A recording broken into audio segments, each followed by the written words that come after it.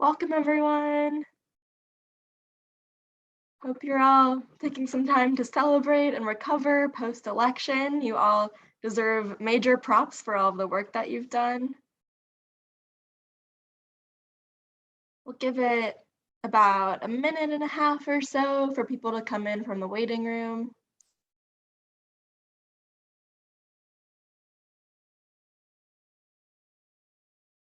Feel free to introduce yourselves in the chat as well.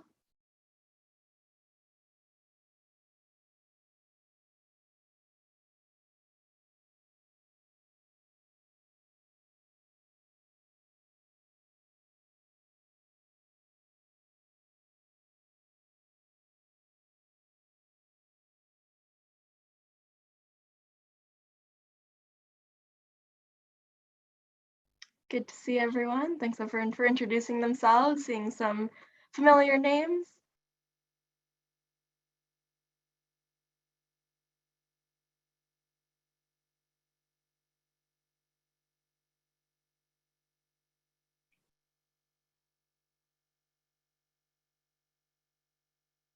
All right, welcome to everyone who's just joining. I think we'll go ahead and get started. Feel free to continue introducing yourself in the chat. And just again, congratulations on getting through the election. I hope you're all taking the time to rest and rejuvenate over the past few days. It's really hard to believe actually that this is the last webinar in the Our Homes, Our Votes series for 2022. We got started in April and it's been a real privilege to be the moderator and organizer of this series. I want to thank you all for taking the time to join, whether you've been at almost every webinar since April, or if this is your first one, and for being such an active part of the conversation, for asking such great questions, and of course, for taking everything that you've learned here out into the world. I'm also really grateful to the dozens of panelists that have joined us from all over the country over the course of this series, and of course to my NLIHC colleagues who have done so much of the work behind the scenes and help make it all possible. The election might be over unless you're in Georgia, in which case it's not over, but the work is certainly not over. And today's webinar will focus on how we can harness the momentum from nonpartisan voter engagement campaigns and hold candidates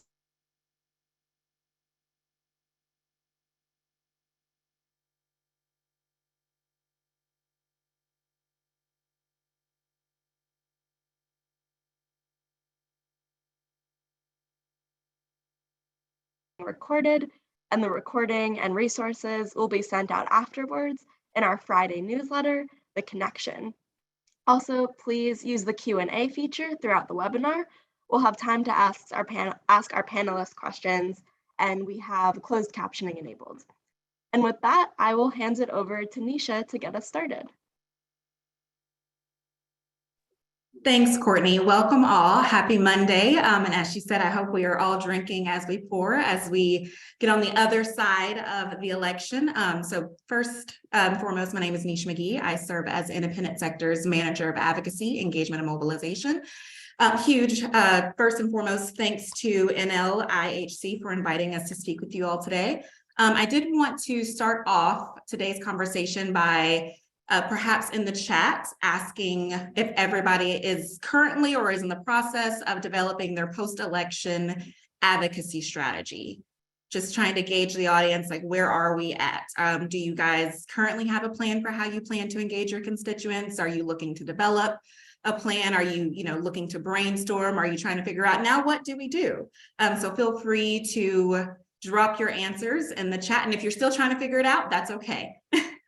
So first thing first, a little bit about the nonprofit voter empowerment project. It is a nonpartisan pledge campaign that Independent Sector developed in co-partnership with Nonprofit Vote. When we essentially created this programming, we were trying to figure out how to meet the gap and fill the need for nonprofits who are uniquely qualified to do this work. And a lot of it, centered in, oh, we need funding. A lot of it centered in, we need stuff to be able to plug and play. A lot of it centered in filling in this knowledge and information gap. So we decided to create this pledge in which, it seeks to expand nonprofit voter engagement and participation among organization staffs, the communities in which they serve, their stakeholders, and et cetera. Over the last couple of months, we have focused on nonpartisan voter engagement, education, inclusive and equitable voter outreach strategies.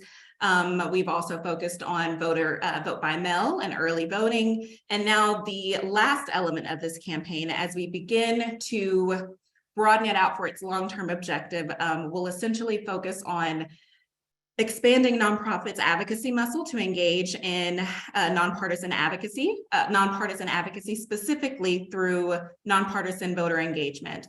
So first thing first, all to say, our engagement and nonprofits' efforts do not stop and start with the election. This is something that is ongoing, and the best way, the most effective way that we can ensure that elected officials, both incumbent and those that are, recently elected, the best way we can hold them accountable to us and to the communities we serve is by continuing to engage our constituencies.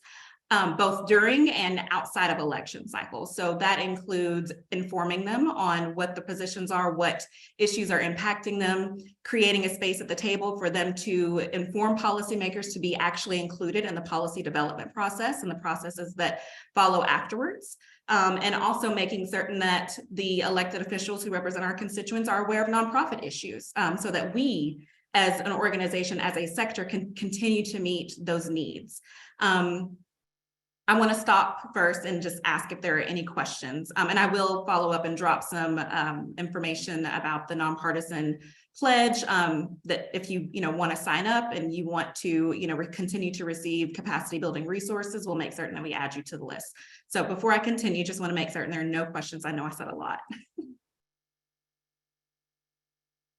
Checking the chat. There's a lot of messages in the chat.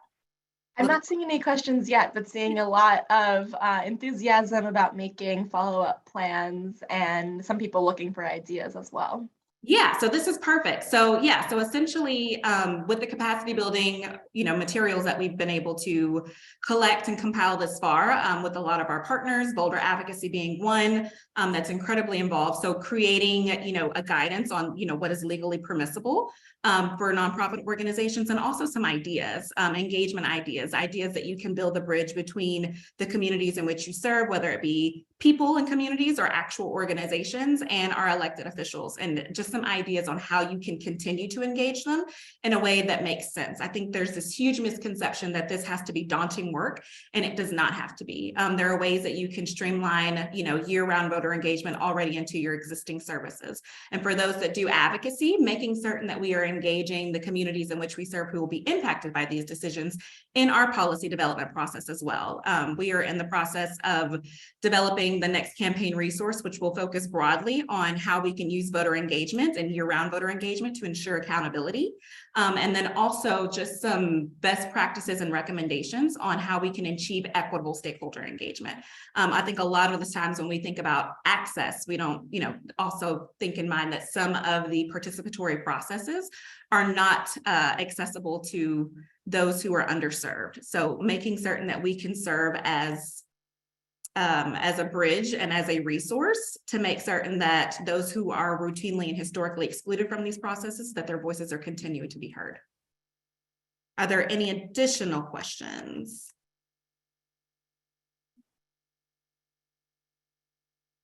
I can jump in with one. I don't want to take up too much of your time in the middle, but something that came to mind for me is you talked about year-round voter engagement, and that all of this pushing for registration and education isn't something that just needs to happen during election season. So can you talk more about some of strategies for that type of year-round engagement? I'm sorry, Courtney, you cut out at the very last. Oh, sorry. What sort of strategies you would encourage for that sort of year-round voter engagement? Yeah, I think, depending on your organization and its mission, I think, keeping in mind that everything is on the ballot, and there is not, I think, at least in our work, we realize that there is this this connection, I guess, between organizations, who typically are more so direct service, or they aren't necessarily democracy or social justice type of organizations who think, oh, no, there are organizations who do this kind of work, therefore I don't need to. But civic engagement and participation is an integral part of all of our works, regardless of whatever your mission is, regardless of whatever your issue areas are. It's always on the ballot, and you are absolutely going to need your constituency to make certain that we are informing policymakers and holding them accountable to the issues that impact our bottom lines.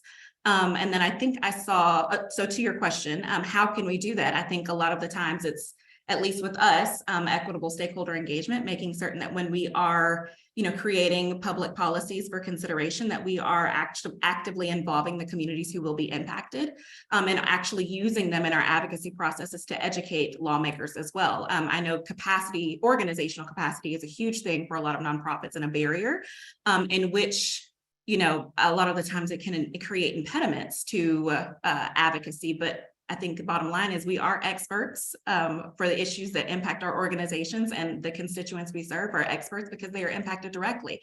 So who better than us to educate policymakers? Who better than nonprofits who engage with these communities on a day in and day out basis to educate policymakers about ways to improve the quality of their lives, and also our business climate as well, acknowledging that we are an essential partner, always having to constantly fill the need where the public sector cannot. And oftentimes we are an afterthought. So making certain that policymakers understand that nonprofits do have a valued expertise that can help them achieve their goals as well. Totally. And we got a great question from Kimmy.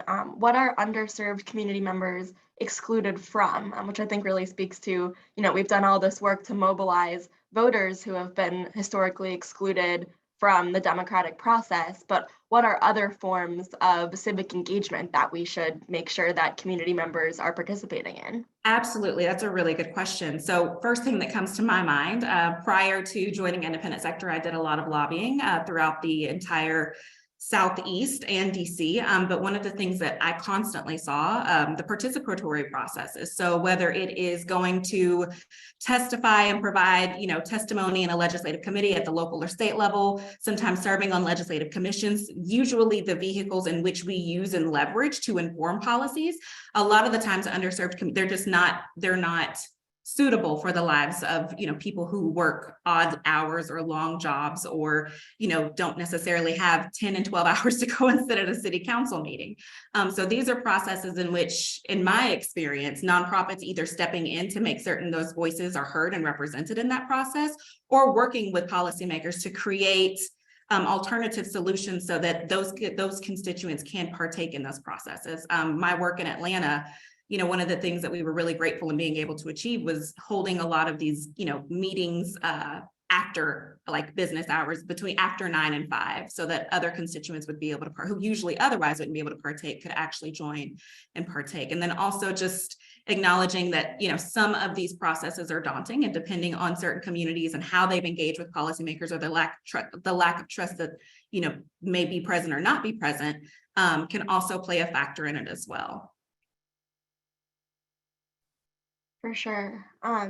Could you talk a little bit more about the Nonprofit Voter Empowerment Project and what comes next for you? Maybe what are some of the benefits of signing on to be part of the project, and what you are encouraging kind of signatories to the project to do following the election? Yeah, so essentially we've used this platform, and we will continue to use it for peer-to-peer learning to kind of give insight and to receive feedback on how an independent sector can use our platform and resources to support ongoing voter engagement. The biggest takeaway is that this is important, and we should be doing it year round, but it doesn't have to be daunting, and we can rely on the expertise of our nonprofit partners to be able to fill in the gaps. And we are, acknowledging the independent sector. We convene, change makers and nonprofits, nonprofit organizations, charitable organizations, nonprofit entities of private organizations. We essentially are aligning our shared priorities to figure out how we can increase nonprofits' capacity to do this year round. So I would encourage our attendees today afterwards to sign up for the Nonprofit Voter Empowerment Project as we continue this work and continue to take in your feedback in our consideration to figure out how we can meet your needs to be able to achieve these efforts. Great. Does anyone else have questions for Neisha? Also, I know Neisha kind of jumped in and started asking my own questions. So if there's anything else you wanted to cover that I cut you off from, please feel free to resume. I'm not seeing any other questions, but Carrie shared that they're applying for a position in an advisory group. That sounds amazing. And I think that's a perfect example of the kind of things that people can do post-election to make sure that our voices are being heard and to keep up civic engagement year-round. Thanks for sharing that, Carrie. Not seeing any other, oh wait, I do say, okay, got another question from Chris. Hi, Chris. In Colorado right now, we're in a rare position to show folks that all votes matter. We probably won't have an answer on District 3 until next weekend, but we're also an all vote by mail computer state. How do panelists feel about follow-up phone banking? So what kind of engagement can be done in the fact that elections are actually still going on in some places? That's a really good question. And I think as we realize, whether it's a special election or continuing this process, getting people to turn out again.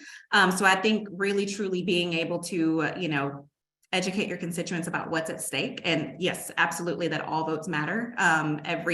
Regardless of, what we think the turnout may be, as we realize between this election and the last, and I'm hoping we can continue this momentum going forward, but all votes through all elections matter. So I think figuring out ways that you can possibly engage them in the interim to continue to educate them about issues and of course, within the parameters of what's legally permissible, where candidates fall, what's at stake if they don't get out and vote.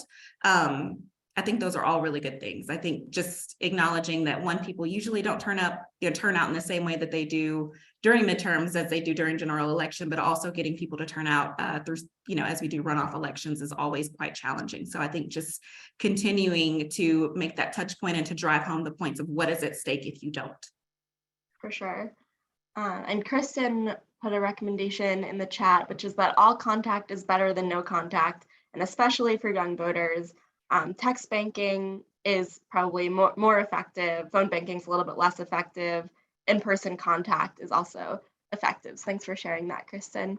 And I also want to just piggyback off of that, acknowledging that nonprofits interface with, a lot of these communities most frequently during the holiday season. That is when we do a lot of our engagement, whether it's between Thanksgiving and December, through direct services, things of that nature, figuring out ways to share those reminders and those educational touch points when you engage. I've, known some food banks to slip reminders in their, bags and sacks, things of that nature. So I do know that this is a busy time for nonprofits as we get ready to prepare for giving season. So figuring out a way that, is an easy lift for you so that you can continue to share those reminders throughout your existing services currently. For sure. Also, Chris, going back to what you said, I also think that those close margins are something really important to remind people in future elections, while keeping with nonpartisan messaging to say the last election came down to just a few hundred votes. So both thanking people who voted and saying your vote really matters, making it feel that it was worth their time, and also encouraging voters in the future to make their voice heard and showing that it really had an impact in this community and it will again in the future. I think that's also a point that we need to make to policymakers as well, because 9 times out of 10, that's your constituency is the constituency that made the difference. So the next time they think about excluding you from the table, that's a gentle reminder of how we can leverage our power. Great point. Well, I'm not seeing any other questions for Neisha, but if you could stick around and answer anything that comes up in the chat, that would be really amazing. Thank you so much for joining us. Thanks for inviting me. Of course, and I'm going to pass it over to Molly.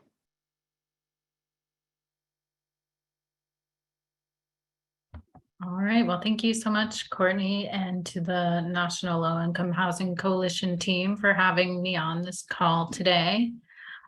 So I wanted to share a bit about Virginia Housing Alliance and the public opinion poll of Virginia voters that we conducted as part of our campaign for housing and civic engagement campaign, and also the Our Homes, Our Votes campaign.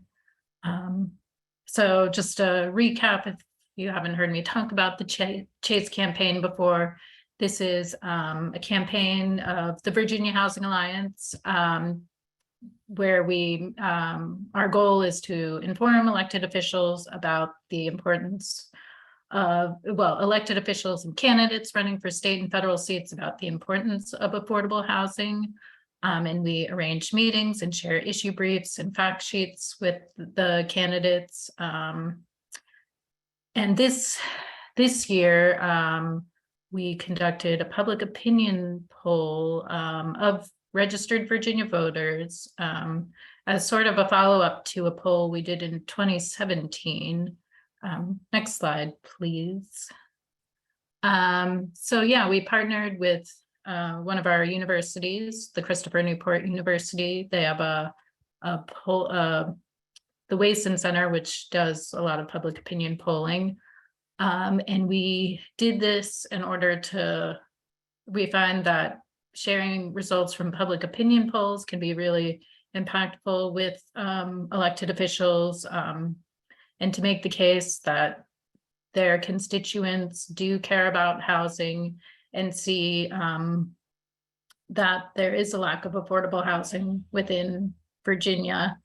And so we did share results of the poll by including some facts on our Chase district fact sheets. So we made 11 fact sheets, district specific, with some housing facts, since we have 11 congressional races.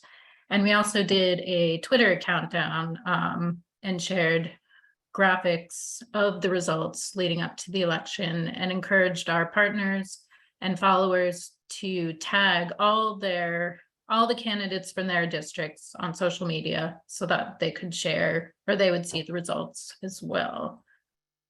Next slide. And wanted to share just a bit to give you a sense of what the poll looked like, and how many poll respondents there were. So Christopher Newport University conducted the survey, or the poll, by calling 675 registered voters between March 29th and May 9th. And so that yielded more cell phones than landlines. And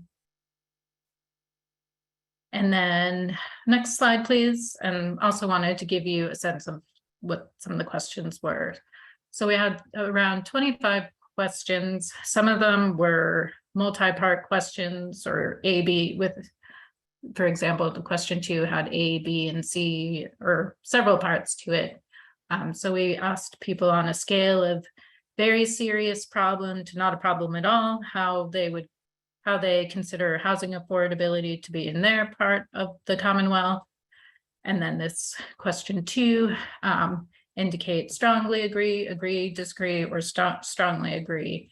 So for example, it is important to have an adequate supply of housing options in my community.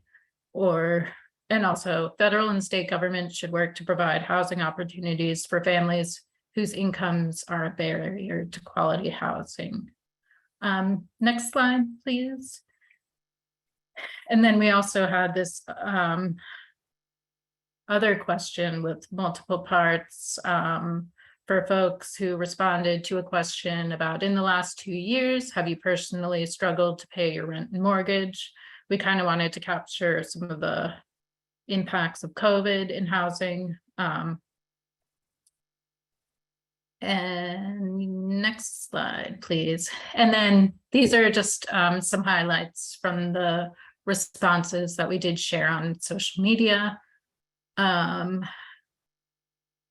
So 79% of registered voters considered housing to be a serious problem in their communities. Just going to read a couple of these other ones. 71% of registered Virginia voters support expanding rental assistance to qualifying residents. And we know that's both a priority for at the federal level. And in Virginia, we're working on advocating for a state voucher program. So we will use this data point in this coming legislative session. Next slide, please.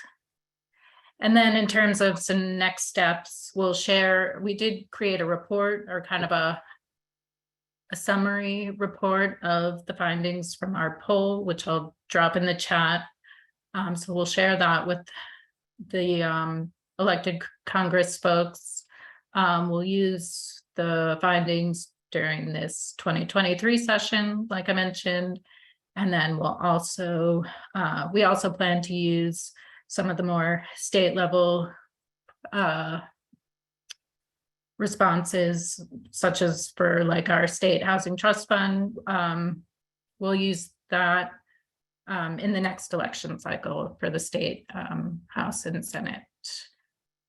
And I believe that is all, but open to any questions, and I will drop the report in our chat, in the chat for everyone.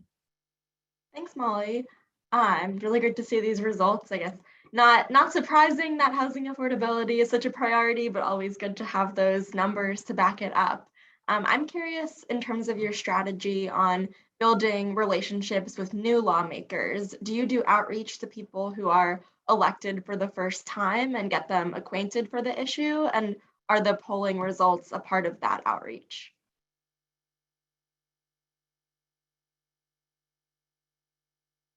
Sorry, I was trying to also drop this in the chat, but in terms of outreach, yes, we will be reaching out. Actually, I don't think there are any newly elected folks. Well, there is one. We have met with this person in the past, but we'll follow up and share our findings with them. One of our districts did flip, so yeah, that is an opportunity to meet with that person as well and to share these results. And we do have ongoing conversations. We try to keep conversations going with all of our members, whether it's through an advocacy day or we did several of those last year with you all, as well as the Alliance to End Homelessness. And also we've had our kind of our own conversations with some of our state partners, along with our congressional members. So it is kind of a good opening or an excuse to reach out to new candidates as well, or new electeds as well. Definitely, yeah. Any new information about why the issue matters is always a great reason to reach out and establish that relationship. And then what kind of reception do you expect the statistics to get from lawmakers? Do you think that, I don't know if you've gotten any responses yet, or kind of what you anticipate their reactions will be?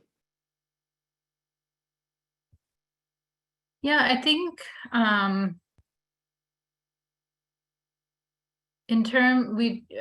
we've gotten, not necessarily to the report that I'm going to drop in the chat at some point, but we did include, like I mentioned, some of the report out or the findings on our fact sheets, and a lot of legislators have said, yes, this is an issue, and it seems like it is coming to the top, even to folks that we would be surprised to hear it from. Like we had a call with someone we had never had a call with before, and which was cool twist to getting silence from them. So, and they recognized the issue. So I think just the response we're hoping to get is a response from some of the folks we haven't heard from, and just to keep the conversation going and hear what folks are doing to address the housing affordability issue. Definitely. Yeah, having those numbers about how much voters care is a great way to get a call back from someone who ignored your calls before. Right. Does anyone else have questions for Molly?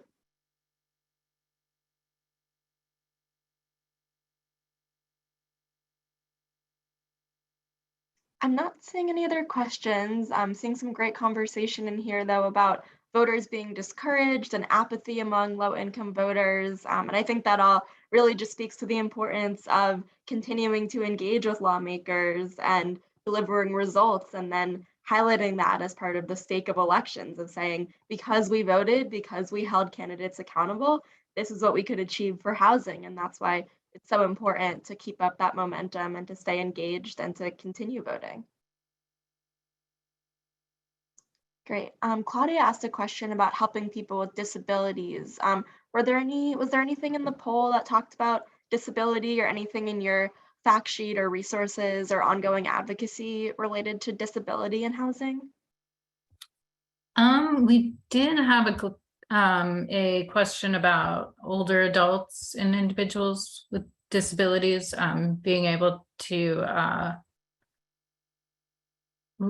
find accessible housing. Forgetting what the exact question was, but we did have a question about that. Great. Neisha, do you want to jump in?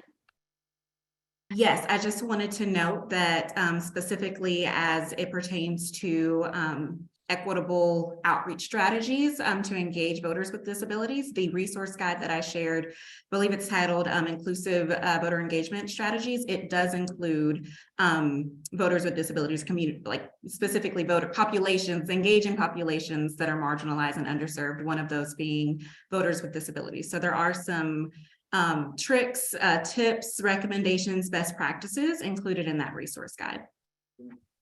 Thank you. I mean, we also had a webinar with Rev Up a few weeks ago that highlights a lot of those accessible strategies. So that's something that's been really important for our campaign, and a place where we know that we can always continue to grow and do more to make things even more accessible.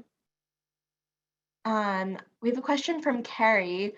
In the survey, there was a question about having trouble making payments in the past 2 years. Did you find that that made people more empathetic to those who face this problem chronically? I think that's a great point about, we've seen increased attention to housing issues with COVID, and people who have struggled specifically in the past 2 years. But of course, the housing crisis existed before COVID and will exist long after. So has there been any sort of reception to that?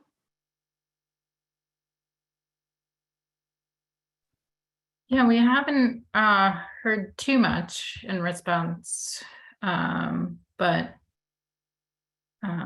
definitely wanted to highlight those and kind of bring it forth, like this was a crisis and continues to be and will continue to be an issue. So For sure.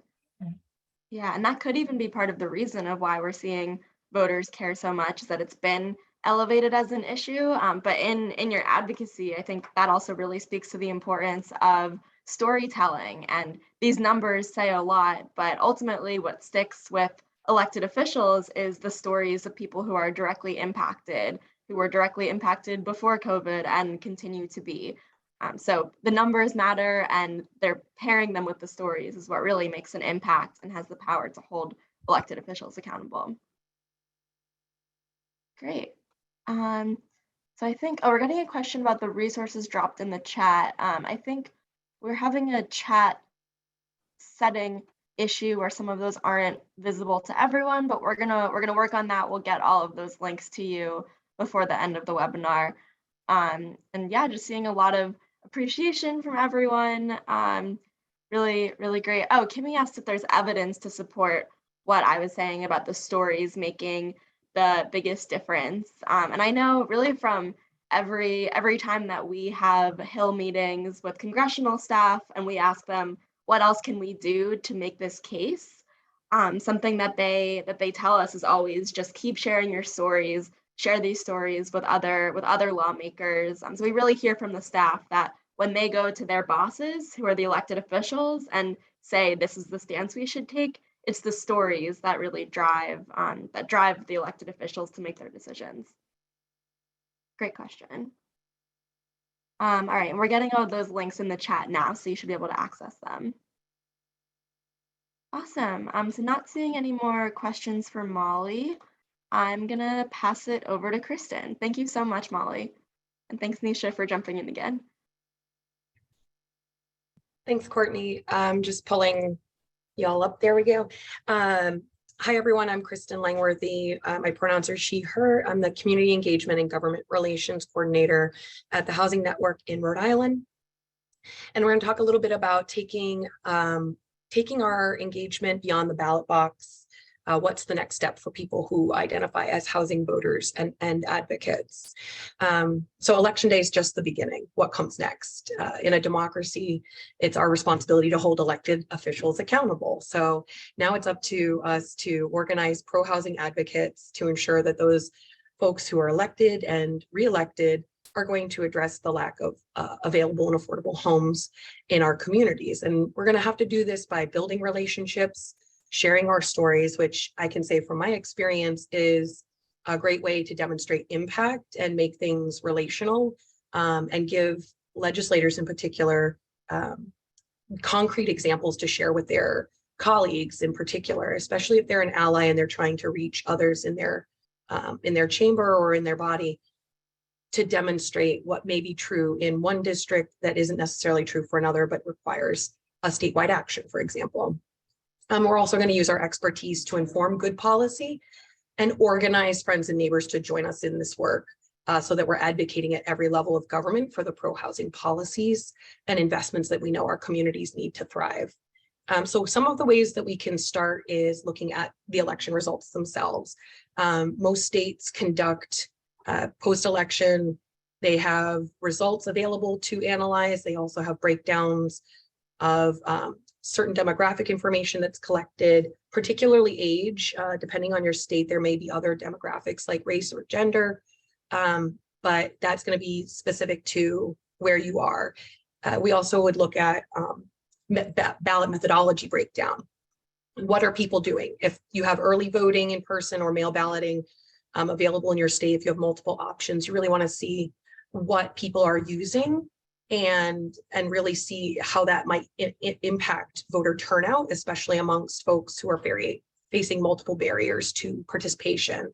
I'm going to drop a link for our most recent Vote Ready update that the Housing Network created for folks. It might go to the hosts and panelists, and if that could just be passed along. This is the message we sent out after Election Day to thank folks for voting. Such an important thing to acknowledge, not only the fact that people participated, but also highlight some examples of impact. So close races or improvements in representation, accomplishments that haven't been kind of elevated in the media can really show people how the power of their vote, in particular on the local level. So it's really useful to share what we can to identify those stories that demonstrate how powerful showing up is, particularly in those local races, but all the way up through state and congressional levels. Looking at comparisons of registered voters can also shape how you go forward. So public information is really good to mine after an election and really analyze those areas where people are registered and where they took action. So you can see who actually voted and then use that to inform the network that you've been building for your voter engagement, to inform your future strategies for outreach, education, mobilization, by comparing the voting records with your tenant lists, for example, or your resident lists, and seeing who maybe voted by mail or who didn't vote that is on your list that's eligible, and really using that as a tool to target folks between elections and build up an understanding of what barriers they may be facing or what is holding them back from participating or what might motivate them or support them. Comparing demographic share is really interesting. If you see nationally, youth voters age 18 to 29 really turned out in a strong way. But it also, if you compare their where they're going, trends in partisan alignment, you can really see what is appealing to people in terms of messaging and how they're showing up in different age demographics. Here in Rhode Island during our primary, the 55 plus voter demographic, we did an analysis with the AARP. They were over 70% of the participating demographic, and then comparing that to the general election turnout and seeing where there is room for improvement in terms of who you're outreaching to, who's not getting that contact that is shown to turn people from thinking about or planning to vote and actually getting out there. Provisional ballot follow-up is also really meaningful in this space because not every ballot that's been cast is going to be counted unless people are informed about their rights and also understand the procedures for how they can cure their ballots, especially in areas where voter suppression really takes a hit in mail balloting in particular. But on election day, provisional ballots are also something that the voter can follow up with and address difficulties or problems. So knowing and understanding the rules of your state and helping voters in that follow-up, especially if you're in a state like Georgia or another state that has a runoff election, telling people what's coming next and how they can qualify for participation and ensure that, you know, just on election day isn't enough. You got to be paying attention to what is happening ongoing. Talking about candidate engagement beyond the election day, this is a really exciting opportunity to show people directly where their voter participation is connecting to their advocacy. So when we're holding candidates accountable to their campaign promises and we're building on that momentum of nonpartisan voter engagement, we want to make sure that people understand elected officials are the most attentive to the concerns of the constituents who vote. But even if you didn't vote or didn't vote for a person who became the elected, they still represent you. And so active communication and relationship building, consistent engagement is a really important space to operate in consistently beyond election day. And this is where democratic participation can feel maybe more or less accessible depending on what your situation is. And so our job is to really find those gaps in accessibility and fill them in so people are empowered to make their voices heard beyond just voting. And that can look like a few different things. We want to evaluate not just the success of our voter engagement efforts, but also demonstrate that low-income renters, folks who are in affordable housing spaces are a significant active voting bloc, and that they have to be responsive to those concerns. So we're looking to identify those opportunities to harness that power that we've been building and bring it forward. How do you establish those relationships? How do you communicate in those ways? How do you ensure that candidates who championed affordable housing on the campaign trail maintain that commitment when their terms begin? You really do need to show people that folks are paying attention. So setting up initial appointments. One of the things we're looking at focusing on now is doing outreach to all the newly elected and re-elected officials and sending them an invitation to meet with our staff for an initial meet and greet, talk about what their priorities or agenda or hopes for the next session are, and then also introduce them to our policy recommendations, make sure that there's a face and a name that people who are looking to work on housing issues can turn to. And if they have questions, they know that there's this expertise they can start with and a connection point to the communities that are most impacted that they may not have a direct contact with themselves. So, you know, you want to look at a pro-housing agenda has to address both the immediate impact as well as systemic roots of the housing crisis. And it happens at every level of government. So we're looking at things from city council to the state legislature, to the governor's office, to Congress, to the White House. When we vote, we build that power to shape the agenda and the priorities of people who are elected. So those decisions are made by the people who showed up on election day and before. We look at like our voter pledge, for example. We had folks taking a pledge to be voters, to be housing voters. We're surveying them as action takers to identify like what work to support their engagement and use that as a connector to this advocacy space beyond election day. So asking them to sign up for the next steps in calls to action. It's a bridge that we want to build. We want to also make sure that we are connecting back with folks who are running our elections. So our Secretary of State's office, our Board of Elections, and you're reviewing those problem areas that are interfering with people showing up and participating in that electoral space. So address affirmation processes, mail ballot rejections. What are the reasons why mail ballots are being rejected? Voter ID, reforming that, seeing how redistricting has impacted where people show up.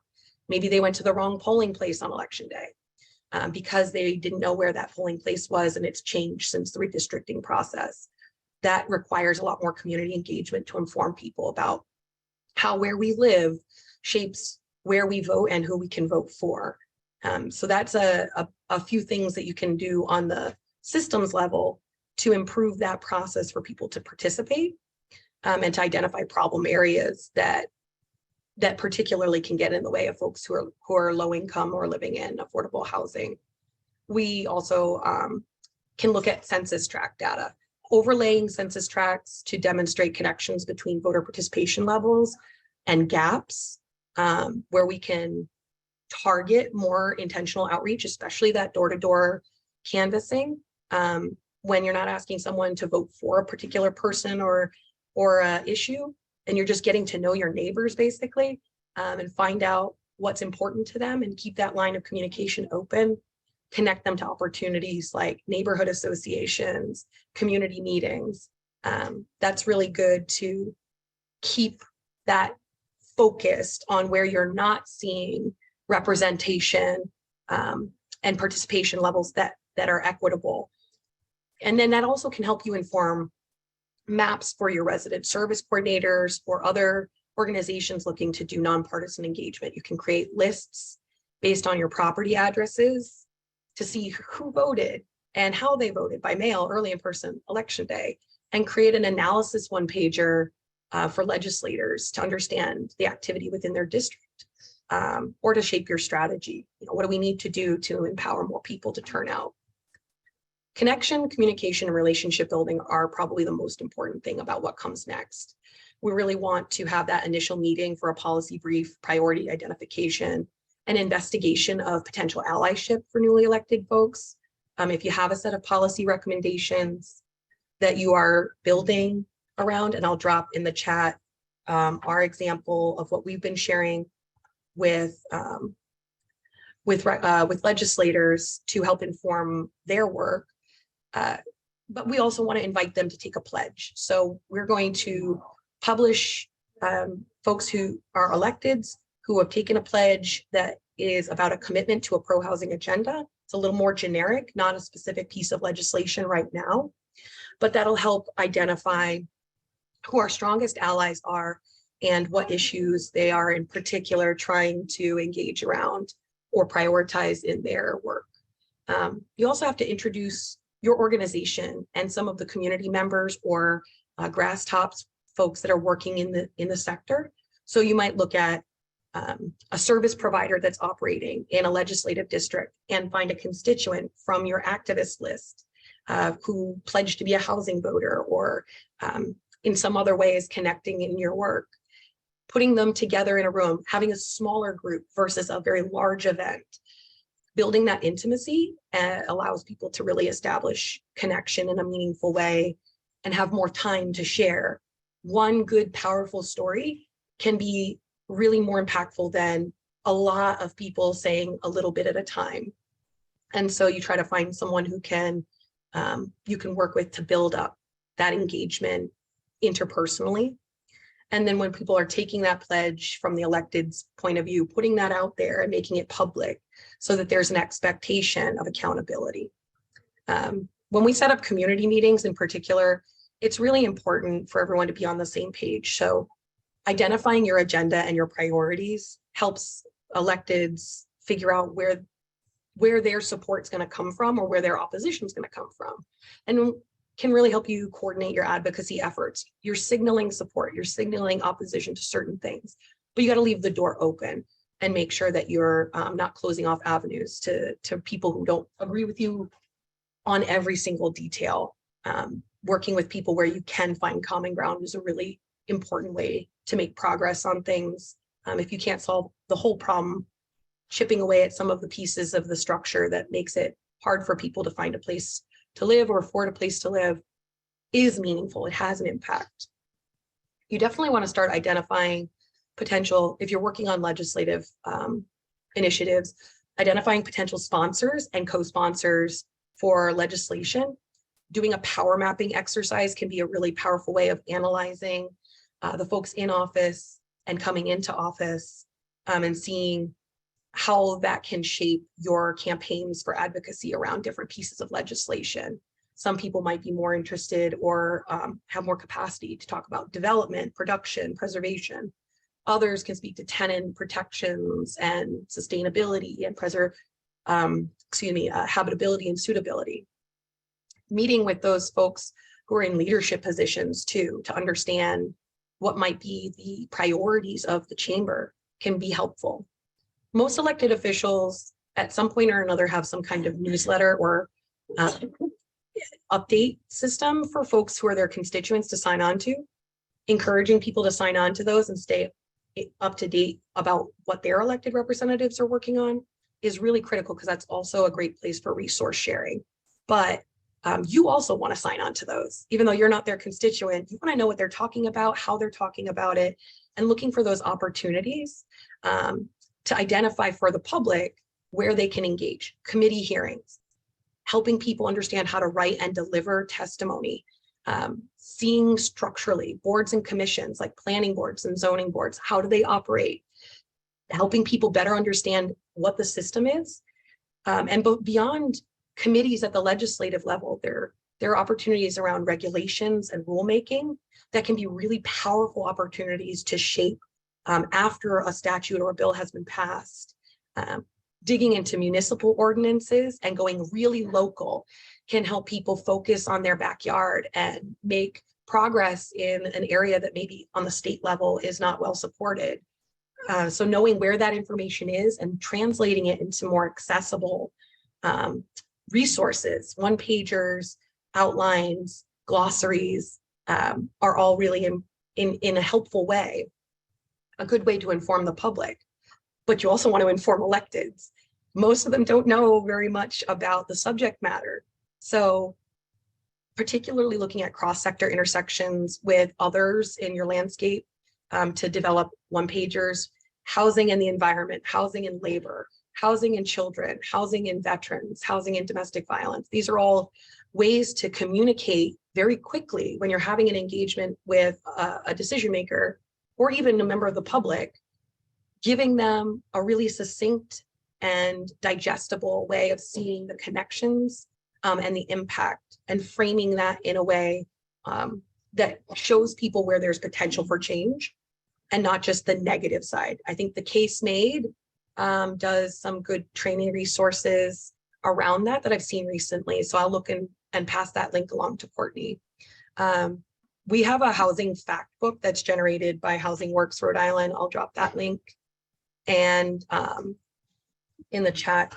That's kind of a great way to look at your sector by sector, your jurisdictional kind of demographic, housing specific information, and then creating briefing books or having a policy summit is like a great way to have event-based focuses on these kinds of things and get people to connect in.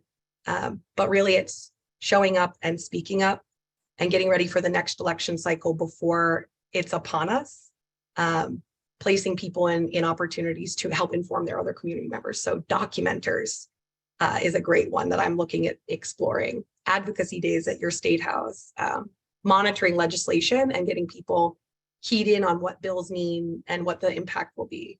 These are all just different things. You can do walkthroughs, getting involved with EMB, action-oriented organizing and tenant organizing. But there's so much more. I want to stop and I know Courtney wants to open up for Q&A. So yeah, there's just so much good stuff. And I'm going to follow up with some links that I think will be helpful to illustrate some of the things that I'm talking about. Thank you so much, Cristin. I appreciate just like all of the really strategic ideas about how to dig into what was the turnout in the district and leverage that for advocacy. So really, really appreciate kind of definitely feel the wheels turning on ideas that you've shared. We got two questions that I wanted to uplift from the chat. The first just about provisional ballots, which I know is on a lot of people's minds right now. How do people learn about how to follow up to make sure their ballots get counted? So I would say, because every state is different in how it administers elections, you really do have to start with figuring out who in the government is responsible for what. Most often it's the Secretary of State's office, but there's also a state boards of election or local boards of canvassers. So just figuring out the first step can be a little bit of a challenge. But what you can do, public records requests are useful, but a lot of times this stuff is published online. So looking for guidance around mail ballot procedures in particular, but provisional ballots as well, and figuring out what the time frame is. Usually it's limited to a certain period of time within the week of election day. Similar for military and overseas voters who have a little bit of extra time to get their ballots in.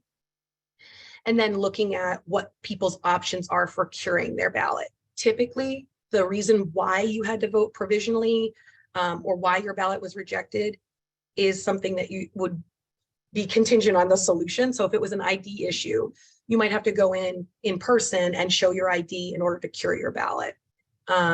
If you weren't on the rolls when you went to the polling place, it might be an address affirmation process. Some you can do right on election day in person, but you should get like a ticket or a receipt, a tracking number. And like we have a portal online that folks can look up their mail ballot and track it, see that it's been counted or rejected, and then follow up directly with the election administrator to see what the next step is. Great. And one definitely reach out to your local League of Women Voters, your Common Causes, or your ACLUs, because they're all really in that space of helping to ensure that voters who are casting ballots are having those ballots counted. Great. And I'll ask one last question, which I think will be a perfect note to end on. We got this question in the chat. What can we do to ensure that we're engaging people with lived experience in everything that comes after the election and this ongoing advocacy and relationship building? Two really important pieces of that. One, use your voter engagement historically that you've been doing to inform your outreach. So for example, we used a voter pledge to try and identify folks who really wanted to champion the housing issue as voters. And we asked them to submit comments about why they're a housing voter when they did that sign up. And we also use Action Network, which helps us map where people are in the districts of their elected officials. So doing targeted outreach, more personal outreach directly to some of these people that you can identify as potential activatables who have personal lived experience, and bring them into those meetings, right? You reach out to them and say, we want to set up a meeting with Congressman X or State Senator Y. You're one of their constituents. Would you be willing to come? And you can do a pre-meeting meeting to help people get comfortable and figure out what they want to say and how to use that meeting in a really effective way. But yes, you should really strive to find a constituent with lived experience and connect them with the outreach that you're doing to electeds, especially when you're giving testimony, helping people figure out how to write testimony or how to deliver testimony in person or virtually, if those are options, can be a really meaningful way just to help people identify when there's an opportunity to be heard and what kinds of content would be really meaningful to hear. Then also, I think walkthroughs are a mechanism bringing people from the government into the community more. Any kind of community event or activity that you're having in general, invite your legislator, invite your city councilor, always be inviting them. They can always say no, but the more opportunities they have being invited into that space, the easier it's going to be to build a relationship with them. Things like walk a mile in my shoes, right? Like have people paired up with someone from one of your shelters or soup kitchens to do a walk of the community. Where do I get shelter? Where do I get food? Where do I go for help? Or are there no options for me in that way? Looking at the quality of buildings and things like that. So always bringing that connection back to people who are impacted, especially if you're working with coalition. You know, you have AARP for seniors, very active, engaged there. We have a coalition against domestic violence. People who are impacted by that space relate to this issue differently and have a unique perspective. When you look at legislators and what they're interested in the past, see what bills they've introduced or sponsored, you can find out what moves them. And those intersection spaces, maybe housing isn't the thing that's on the top of their agenda, but harm reduction for drug recovery is. If you can show people the connection by literally introducing them to someone where that intersection is very impactful, that will strengthen and make real in such a large way what you're trying to communicate and reinforce with statistics or other types of data. So qualitative is like important to pair with quantitative. If you just give someone a bunch of numbers, it doesn't really make the same effect. Absolutely. Thank you so much, Cristin. I think that is a perfect note to end on. I just want to, again, thank our entire audience for being here, especially those of you who have been here throughout this entire series, going all the way back to April, and to thank our panelists. We actually have a survey that we would really love all of our webinar attendees to fill out. We'll put that in the chat, and we'll also send it out via email afterwards. But we really appreciate your feedback. Your responses will help make this series and that Our Homes, Our Votes campaign stronger in 2023, 2024, and for all time moving forward. So we just really, really appreciate you. Also, even though this webinar series is over, NLIHC continues to have a lot of programming that will really help strengthen your advocacy and carry out all of these advocacy ideas that we talked about today. So definitely, if you're not already attending our other regular webinars, please check out this link that Sid just dropped in the chat and sign up on. So again, it's just been a real honor to lead this effort. I want to thank my colleagues May and Sid and Lindsay and Gabby, who have done a lot of tech support, chat answering, all of that behind the scenes. And yeah, I think that brings us to the end, but I just appreciate all of you and all of the work that you've been doing and continue to do. So Courtney, I always have something at the end that you always inspire. Voter advocacy itself, engaging, educating, mobilizing is one piece. But we here in Rhode Island definitely found that a lot of the benefit that came in expanding voter access started with advocacy around voter access policies themselves. So I urge everyone to be looking into things like same-day registration if your state doesn't have it already, automated voter registration, things of that nature, expanding your voter ID policies and your mail ballot issues. Those are ways to keep people engaged, but also those ballot initiatives. Like find out what ballot initiative procedures exist in your state and your community, and utilize beyond just housing advocacy directly, the empowerment around advocacy that gives people a greater voice and more representation in government as a whole. And that's my piece. Thank you. On the note of ballot measures, and I know we're over time, so please, everyone, feel free to hop off. But on the note of ballot measures, we are actually going to publish a report that's a summary of all of the housing-related ballot measures in the 2022 elections. So that'll be coming up in mid-December. Definitely keep an eye out. It's been really exciting to see the success of a huge plethora of ballot measures all across the country. Thank you so much, everyone. And again, please make sure you're taking the time to celebrate and relax post-election.